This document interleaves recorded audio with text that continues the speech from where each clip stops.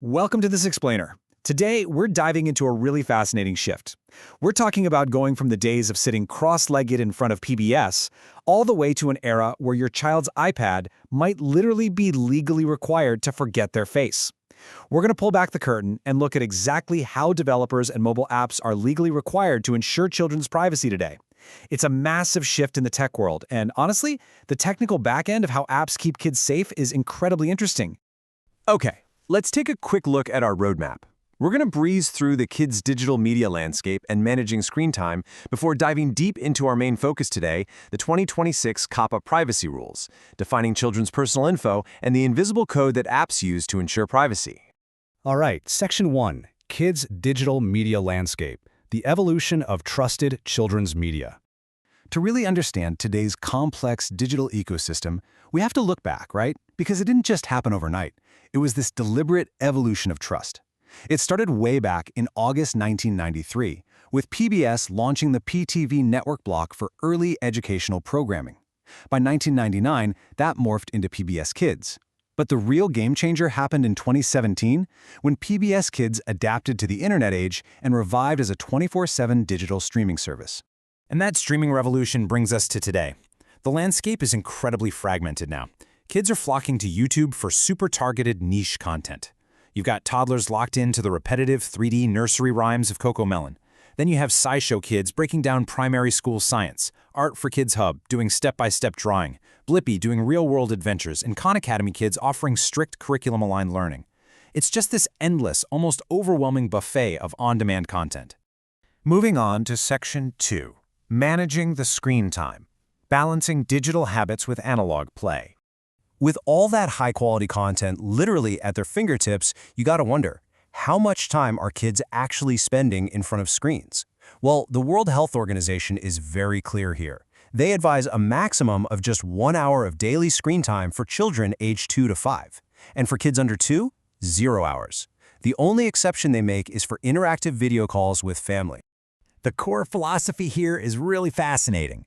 The research emphasizes that screens themselves aren't inherently evil. The issue is displacement. High screen time in children under 5 is consistently linked to delayed language development and poorer sleep. Why?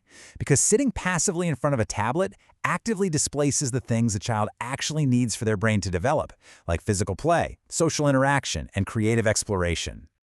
So, to protect that crucial development, parents just need to swap out tablets for 15-minute analog alternatives. Baking and cooking together is incredibly effective because it engages all the senses and gives a tangible result. Board games like Uno train concentration. Even just 20 minutes of outdoor exploration or a quick dance game channels that pent-up energy, giving the kid a real sense of mastery completely away from the device. Section 3, the 2026 COPPA privacy rules, a strict new era of compliance. But let's face it, kids are definitely going to use screens. So when they inevitably do, what is happening to their data behind the scenes? A lot of developers think, well, I didn't design my app for preschoolers, so the Children's Online Privacy Protection Act doesn't apply to me. Yeah, that's no longer true. Under the new rules, if your app serves a mixed audience, or even if competing apps have child users, the FTC might classify you as child-directed. If App Store reviews even mention kids using your app, you're suddenly on the hook for federal privacy compliance. And the crucial point here is the timeline. April 22nd, 2026. This is the first major update to COPPA since 2013. Just think about that for a second.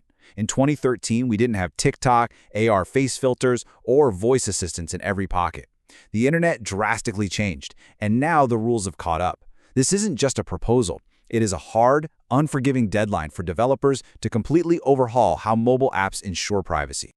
The stakes are absolutely massive. If you think the FTC is bluffing, just look back to December 2025. Disney got hit with a staggering $10 million settlement for inadequate consent mechanisms. The FTC is aggressively targeting apps where children's data is collected without proper, verified parental consent. Section 4. Defining children's personal information. What counts as data today? To avoid these massive fines, developers have to understand exactly what the government now considers personal information. The FTC has basically blown the doors off this definition to explicitly include biometric data. We're talking fingerprints, retina patterns, voice prints, and facial templates. This is a total game changer.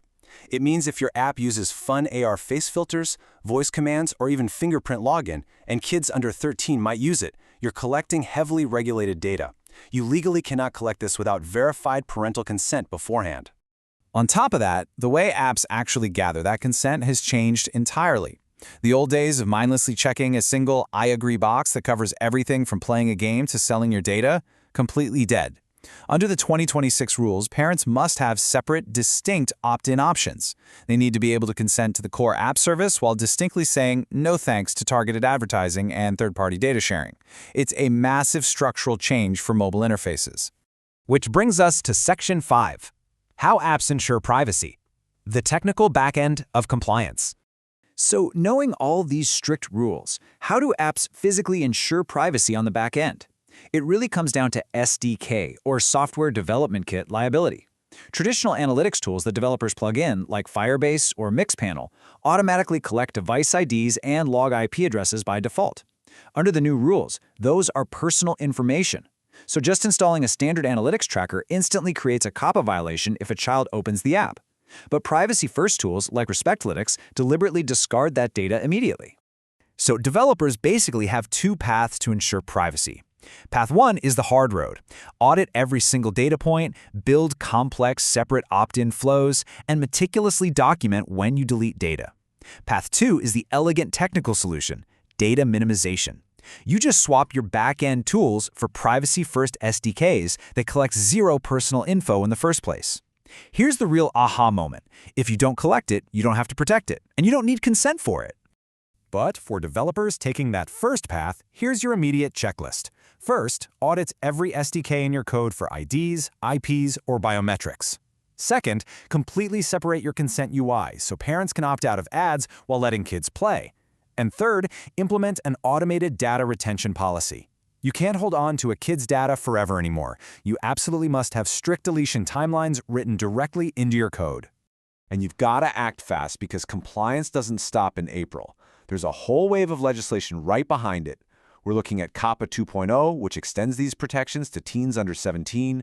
You've got the App Store Accountability Act and harsh state laws like in Texas, which throws down a brutal $10,000 fine per violation starting in 2026.